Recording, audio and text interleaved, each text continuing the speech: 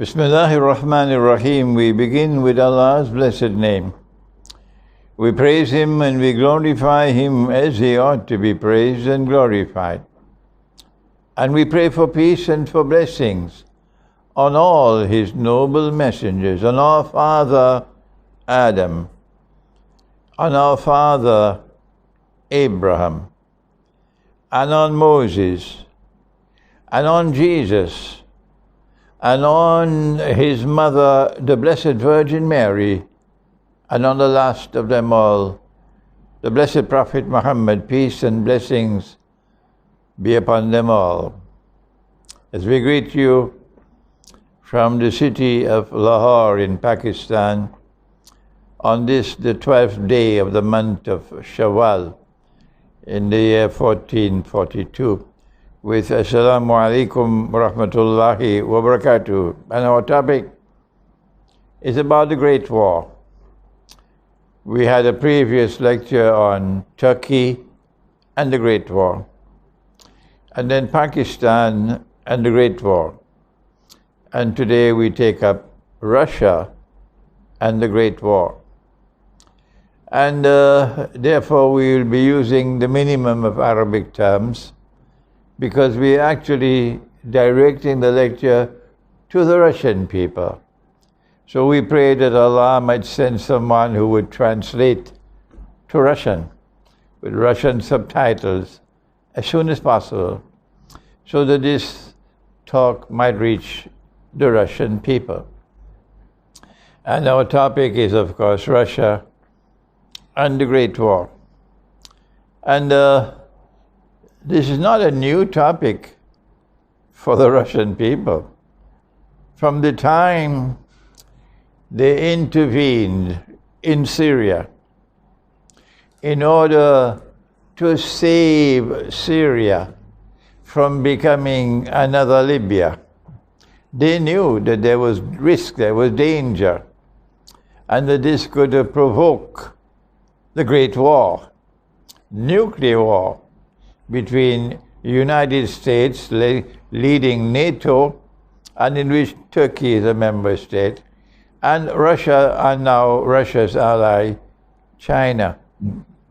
So the Russian people are already aware about the possibility of a great war and about the consequences, possible consequences of that great war. And we want to begin by thanking the Russian government and thanking the Russian people who supported the government and did not criticize and condemn the government, supported the government in that very courageous stand that they took to save Syria from becoming another Libya, to save the Christians of Syria from being slaughtered by Dajjal's warriors.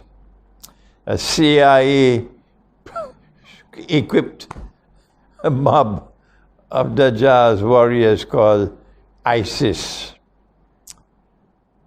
We want to also thank Russia and its leadership for having intervened recently to stop that Israeli war machine, bloodthirsty Israeli war machine, which was bent on exterminating the Palestinians, Muslims as well as Christians, in Gaza.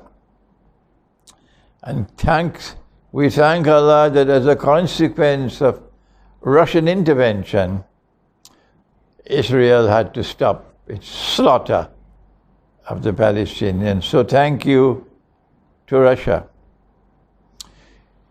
The Great War is something which will cause great suffering in Russia, because it's going to be nuclear war. And the United States and NATO are going to send all the nuclear weapons they could possibly send, because this is a war to the finish.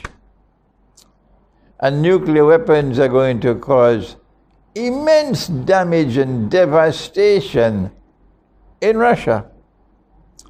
And many, many, many will die.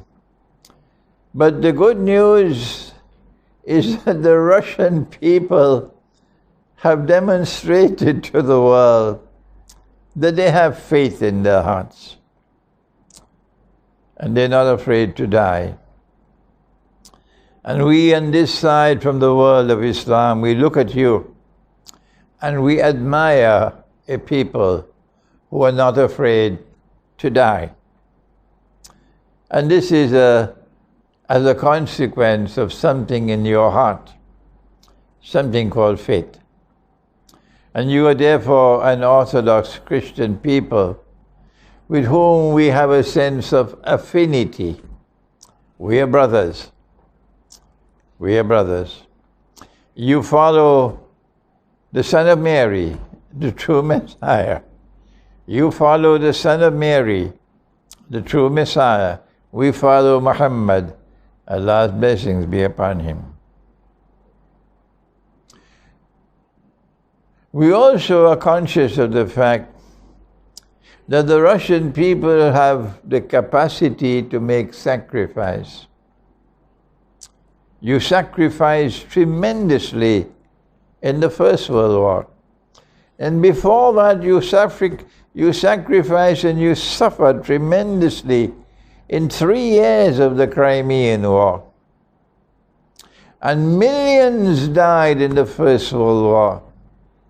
Millions died in the Second World War, even though you were led in the Second World War by the Soviet Union, which was an atheist state, and yet you fought courageously to stop Germany.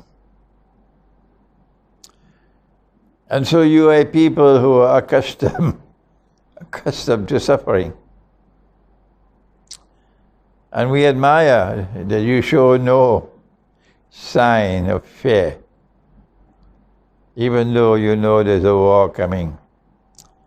And it's going to be nuclear war. Our Prophet, Allah's blessing be upon him, informed us of where the war would begin. Yes, we know it's going to begin in the north of Syria. That's what he said. But the beginning of the war is not as important as the consequences of the war. And the consequences of the war is, he said, 99 out of every 100 who fight in that war would be killed. And so it's a unique war that's coming. It's a war in which weapons of mass destruction would be used for the first time on such a scale. And we have only admiration for you, that you're not afraid of the consequences of that war. When we look at the other side, we see rent an army. We see people being brought to fight and being offered cards and being offered green cards and all these things. And they're only there in the army fighting for the monetary dividends. So that can't be an army with faith. But on your side, it's an army of faith. And that's a big difference between the two, when these two armies face each other in the Great War. Not only are we proud of the fact that there are many, many, many Muslims fighting in the Russian armed forces, yes, from Chechnya, for example. But we have something more to share with you in today's video. And that is that the Lord God himself will be helping you in that war. This is how we start our subject today, Russia and the Great War. And we want to take you to the Quran and to explain the Quran as perhaps never explained before to you in Russia. The only knowledge that you have of Islam is Ottoman Islam. And Ottoman Islam was one that provoked such pain and suffering, disgust, bitterness, and hatred that it has lingered and lingered and lingered for centuries. And now that we present to you a different Islam, the one that comes from the Quran, not from the barrel of an Ottoman gun. It takes your women and enslave them, and take your sons and convert them to Islam by force, to the eternal shame and disgrace of the world of Islam. Today we take 600 years of Ottoman brainwashing, and we take the book of Allah, the Quran, and we wipe it away. What does the Quran say to you? The Orthodox Christian world, led by Russia, this is what we want to share with you. There are many who will listen to this video and say, Sheikh, we heard that already. Well then, why don't you go and listen to someone else? Because I'm talking today to the Russian people who may never have ever heard this before, and they're hearing it for the first time. We know the outcome of the big war that's coming, the Great War. We know that the Lord God is going to intervene in this Great War. And we want to take you to the Quran. We want to take you to what the Quran has recorded. At that moment when they were attempting to crucify Jesus, the son of Mary. And he did not know what was going to happen. But the Lord God, he knew. And he spoke to Jesus. And those words are recorded in the Quran. And I share them with you today. It is located in the third surah of the Quran called Ali Imran, the people, the house of Imran. Imran being the father of Moses and of Aaron. Ali Imran. And he speaks to Jesus and he says, Ba'da'uzu billahi minash shaitanir rajim. Oh Jesus, Ya Isa, I'm going to take your soul.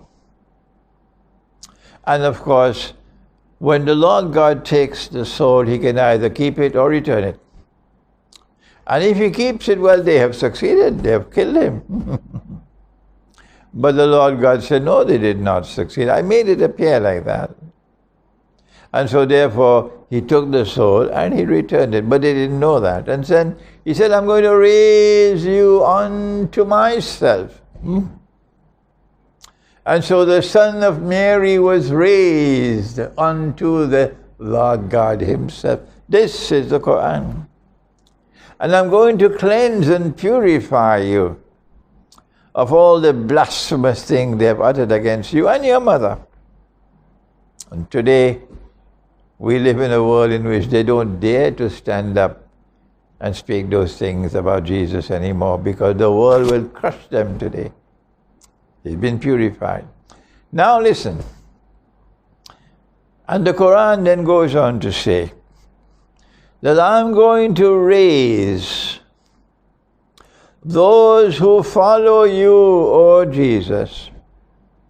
Raise them high and dominant over the other group which rejected him and which hurled these blasphemous things against him. These disbelievers. And when I raise them, the followers of Jesus, to that position of dominance, they will remain there until the end of the world. And so now, the Quran is helping you in Russia to understand what happened these last 20 years after the collapse of the Soviet Union, after the chaos which followed, this miraculous rise of Orthodox Christian Russia, with missile technology second to none in the world, to a position of military dominance today, This is what the Lord God said in the Quran 1400 years ago. And this is what has now happened. I am saying this to you so you might know what the Quran says that is applicable to you. That not only are you going to defeat NATO in this war, but more than that, that even after you have defeated NATO in the war, you will still remain the dominant force in the world. There will be none who can challenge you.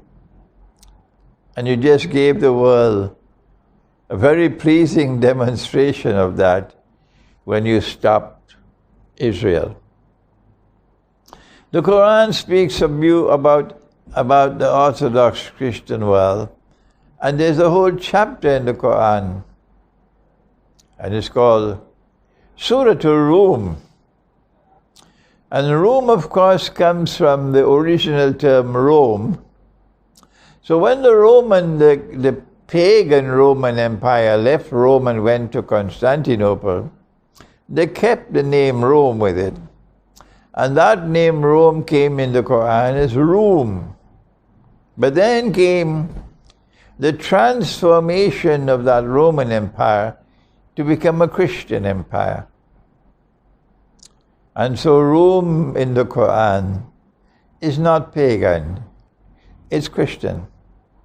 And the Quran speaks positively of that Christian empire which was based in Constantinople, and which was called the Byzantine, or the Holy Byzantine Empire. Some pronounce it as Byzantine. And Allah speaks in the Quran and says that you will have two victories. By His help, you will be victorious twice. And the first one took place 600 years ago when the Quran was revealed at that time, when the Holy Byzantine Empire defeated Persia. And then says the Quran, there'll be a second one. But in between the two, there's something happening, because the first one is described as before, min qabl, and the second one is described as min ba'd, after. Two victories, one before and one after. In between, there must be something. What is it? It's the Great Schism of 1054, when the West parted from you and they went their way and said, we don't care two peanuts for the law anymore. And so they violated the Sabbath. And the Lord God cursed them, the West, but not you. The Lord God is pleased to help you to two victories, one before the schism of 1054, which took place in the lifetime of the Prophet, Allah's blessings be upon, and one to come after. It hasn't come as yet. The second one hasn't come as yet. And I'm sharing with you my view.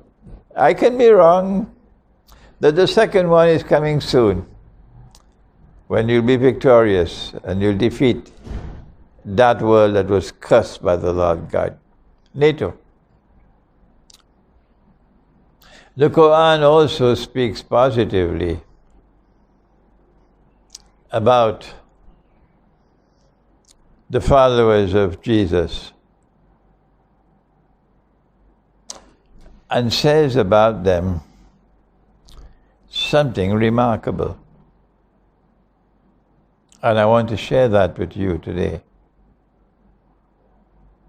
It says that at that time in history, when the Jews are most hostile of all to you,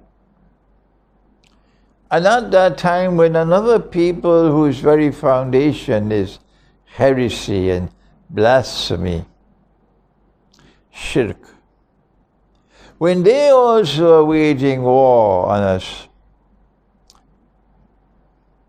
and showing immense hatred, war on Islam, at that time, says the Quran, listen carefully in Russia, at that time, You will find, says Allah to us, He says, you will find that those who will be closest in love and affection for you, Muslims, would be a people who declare, we are Christians. So these are not secularized Christians whose primary loyalty is to their national identity. We are Americans, we are French, we are British. And whose religious faith is secondary. It's private. Secularized Christians. No. These are a different kind of Christians whose primary identity is their faith.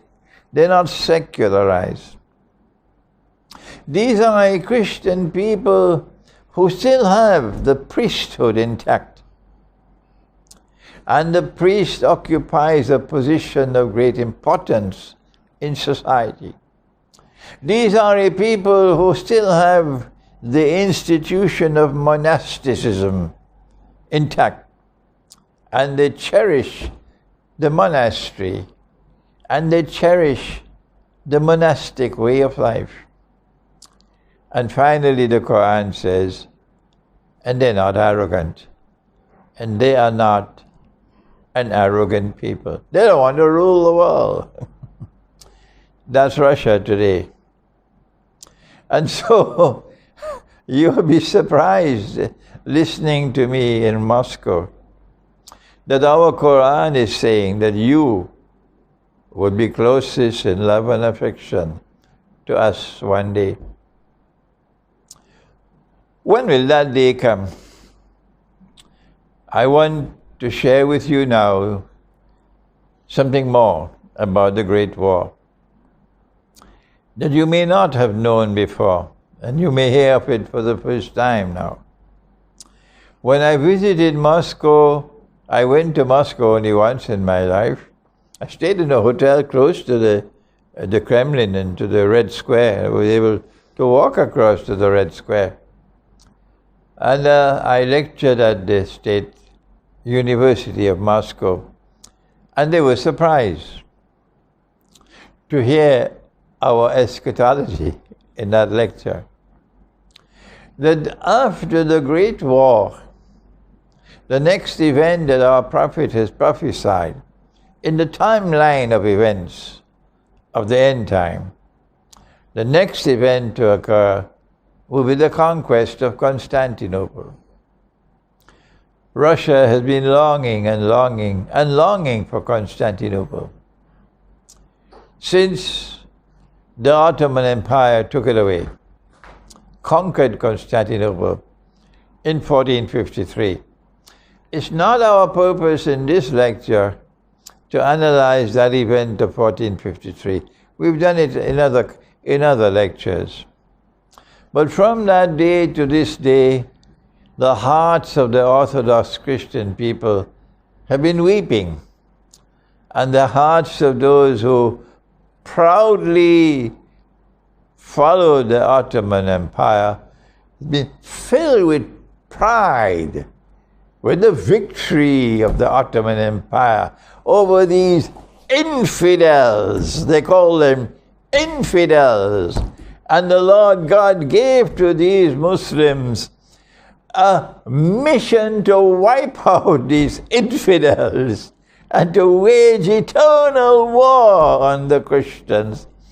That's the kind of stuff we got from the Ottoman Empire. No one can challenge me on that. They're proud of their victories. But in the wake of the bogus jihad of the Ottoman Empire, bitterness and hatred for Islam came to the hearts of the Orthodox Christian people and the Russians, because the Ottomans waged endless wars on Russia. And so the only Islam you ever knew was the Islam that came from the Ottoman Empire. So how wonderful it must be today for you to listen to another Islam, which doesn't come from Ottoman Islam. It comes from the Book of God, from the Quran, and they cannot challenge the Quran. No. I feel such joy in my heart today that we take 600 years of bogus Ottoman Islam and we move it aside and we present you with the words of the Lord God Himself. When He says that you, a people who declare proudly so, we are Christians, a people who are not secularized Christians, a people who don't say that a man can marry another man and get a marriage certificate, a people who still weep for Jerusalem, a people who will never bend their knees before the Zionist rulers of the world today, a people who still cherish the priesthood, a people who still cherish the monastic way of life and the monasteries, a people who are not arrogant, they don't want to rule the world. These Christians, says the Quran is speaking. These Christians will be closest in love and affection for you. And so we say to you, yes, you're going to suffer a lot in the war which is coming. The Russian people are going to make yet another tremendous sacrifice, as you have sacrificed in the past so many times. I don't have to tell you what you know. Yes, you're going to make one more sacrifice, and your sacrifice will be the greatest of all. But in this war which is coming, there's a fruit, a very sweet and lovely fruit to come at the end of the war. And that is our prophet has prophesied. And they must be shuddering now as this prophecy is around the corner. That a Muslim army, not an Ottoman army, a Muslim army, not an Ottoman army. I am talking to 600 years of history now. A Muslim army, not an Ottoman army. A Muslim army will conquer Constantinople. How wonderful are these words today, as we take 600 years of history and we sweep it away. And when that Muslim army conquers Constantinople, our prophet is proud. He's proud. He says, what a wonderful army. He says, what a wonderful commander. It's not going to be a regular army of the Pakistan Armed Forces or this armed force. No, it's going to be a people's army. The people who still have love for the Quran, the Book of Allah. They will conquer Constantinople. And finally, do you know why you have to wage that big war? I'll tell you why. Because at the end of that big war, when you have defeated NATO, NATO no longer controls the Bosphorus. At that time, a Muslim army will conquer Constantinople, and they can't stop it. Tell them that for me. They can't stop it, because our prophet has spoken. It must be like a bone in their necks now, that these words of mine. But guess what? Even though 600 years of brainwashing has taken place, the truth has come today from the Quran and is driving away all those clouds, all those brainwashing is being driven away. And more and more and more Muslims are accepting that this is the truth. Thanks and praise be to Allah. And so I share with you now this wonderful news, if you're in Russia, that the great sacrifice you're about to make in that great war will be followed by a lovely, lovely fruit. That when we conquer Constantinople, we will return Hagia Sophia to you. It's your cathedral. It was shameful. It was disgraceful. It was manifestly sinful what the Ottoman Empire did to that cathedral and what was repeated recently. And I say to you that on that day when Hagia Sophia returned to you, you would cry. You would cry that our Prophet remembered you. And on that day when Hagia Sophia is returned to you, you and I, the world of Islam and the world of Christianity, the Christianity which follows Jesus, not the one which follows Santa Claus. These two worlds will come together in friendship and in fraternity. And it is with this alliance that history will now be taken to an end, which will witness the triumph of truth in Jerusalem. Thank you. Wassalamu alaikum wa rahmatullah.